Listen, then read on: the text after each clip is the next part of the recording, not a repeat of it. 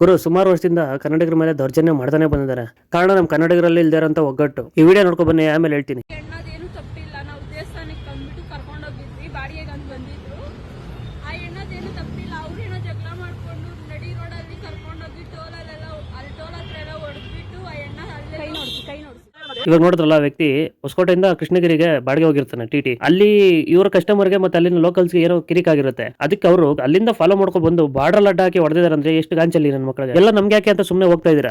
ಜನ lorry driver, car, TT driver ಹೋಗ್ತಾ ಇದೀರಾ? ಯಾರೋ ಒಬ್ಬರು ನಿಲ್ಸಿ ಒಬ್ಬ ಡ್ರೈವರ್ನ ಯಾರೋ ಬರ್ಬೋದಾಗಿತ್ತಲ್ಲ. ಈ ತಮಿಳವ್ರಿಗೆ ಒಂದು ಏನ್ ಗಾಂಚಲಿ ಅಂದ್ರೆ ನಮ್ ಬಾವುಟ ನೋಡಿದ್ರೆ ಆಗಲ್ಲ, ನಮ್ ಕನ್ನಡ ಭಾಷೆ ಮಾತಾಡಿದ್ರೆ ಆಗಲ್ಲ. ಆದ್ರೆ ಇಲ್ಲಿನ ಕೆಲಸ ಬೇಕು, ಇಲ್ಲಿರೋ ಜಾಗ ಬೇಕು, ಎಲ್ಲ ಕರ್ನಾಟಕದೇ ಬೇಕು, ಕರ್ನಾಟಕ ನೀರು ಬೇಕು. ಇವ್ರಿಗೆ ಕನ್ನಡಿಗರು ಕಂಡ್ರೆ ಆಗಲ್ಲ.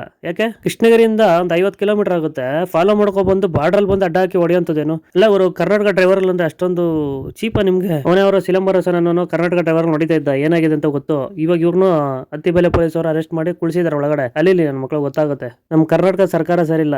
ಈ ತರ ಏನಾದ್ರು ಆದಾಗ ಕನ್ನಡಿಗರ ಮೇಲೆ ಅವ್ರು ಕಠಿಣ ಕ್ರಮ ತಗೊಳ್ಬೇಕು ಅಂತ ರೂಲ್ಸ್ ಮಾಡ್ಬಿಡ್ಬೇಕು. ಅದು ಬಾರ್ಡರ್ ಬಂದು ಹೊಡೆದಿದ್ದಾರೆ ಅಂದ್ರೆ ಬಿಡ್ಬೇಕು ಅವ್ರನ್ನ. ಇನ್ನಾರು ಎಚ್ಚೆತ್ಕೊಂಡ್ರು ಕನ್ನಡಿಗರ ನಮ್ ಕೆಲಸ ಕಿತ್ಕೊಂಡ್ರು, ಇಲ್ಲಿಗೆ ಬಂದು ನಮ್ಗಳ ಮೇಲೆ ದೌರ್ಜನ್ಯ ಮಾಡ್ತಾನೆ ಇದಾರೆ. ಆದ್ರೆ ನಾವು ಸ್ವಾಭಿಮಾನಿ ಕನ್ನಡಿಗರು ನೋಡ್ಕೊಂಡು ಸುಮ್ಮನೆ ಮುಖ ಪ್ರೇಕ್ಷಕರ ತರ ಇರ್ತೀರಿ. ನಮ್ ಕರ್ನಾಟಕ ಗೌರ್ಮೆಂಟ್ಗೆ, ನಮ್ ರಕ್ಷಣಾ ವೇದಿಕೆ ಅವ್ರಿಗೆ ಏನಂತ ರಿಕ್ವೆಸ್ಟ್ ಮಾಡ್ಕೊಂತೀನಿ ಅಂದ್ರೆ, ಹೆಂಗಿದ್ರು ಹಿಂದಿನ ಆಪ್ಷನಲ್ ಲ್ಯಾಂಗ್ವೇಜ್ ಆಗಿ ಮಾಡಿದ್ರಲ್ಲ, ಅದೇ ತರ ಕರ್ನಾಟಕದಲ್ಲಿ ಕನ್ನಡ ಬಂದ್ರೆ ಮಾತ್ರ, ಕನ್ನಡ ಓದಕ್ಕೆ ಬರೆಯಕ್ಕೆ ಬಂದ್ರೆ ಮಾತ್ರ ಕೆಲಸ ಕೊಡ್ಬೇಕು ಅಂತ ರೂಲ್ಸ್ ಮಾಡ್ಬಿಡಿ. ಇಲ್ಲಾಂದ್ರೆ ಈ ನನ್ನ ಮಕ್ಕಳದ್ದು ಇನ್ನೂ ಜಾಸ್ತಿ ಆಗ್ತಾನೆ ಇರುತ್ತೆ ಕೊಂಗ್ರದು. ಅಲ್ಲ ಗುರು, 7-8 ಜನ ಸೇರ್ಕೊಂಡು ಒಬ್ಬನ ಹೊಡಿತೀರಲ್ಲ, ನಿಮ್ಗೂ ಸ್ವಲ್ಪ ಮಾನವೀಯತೆ ಇಲ್ವೇನ್ರೋ ಕೊಂಗನ ಮಕ್ಕಳ?